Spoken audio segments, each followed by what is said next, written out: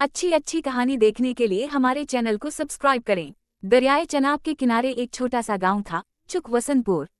इस गांव में हर चीज वक्त के हिसाब से बदल गई थी, सिवाय एक के, ज़ैनब बीबी। ज़ैनब बीबी को लोग दरिया वाली बीबी कहते थे। सफेद जोड़ा, झक्की हुई कमर और हाथ में हमेशा एक छोटा सा लोहे का प्याला। वो रोज दरिया के किनारे आती, बैठती, पानी को देखती और कुछ देर बाद वापस चली जाती। किसी ने कभी नहीं पूछा कि वो वहां क्यों आती है, क्यों इंतजार करती है।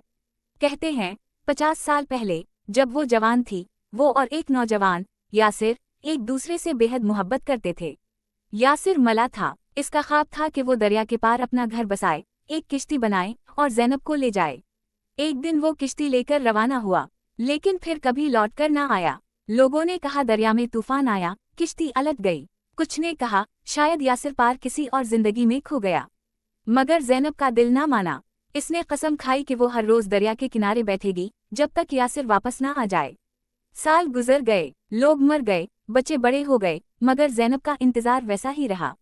फिर एक दिन सावन की एक खामोश शाम में, जब दरिया हल्की हल्की रवानी से बह रहा था, ज़ैनब बीबी हसबे मामूल आई।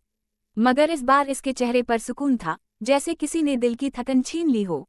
इसने अपना प्याला पानी में रखा और कहा, आज आखिरी बार आई हूँ यासिर, अगर नहीं आए तो समझ जाऊंगी कि तुम दरिया के हो गए। अचानक पानी की सतह पर एक हल्की सी जुम्बिश हुई।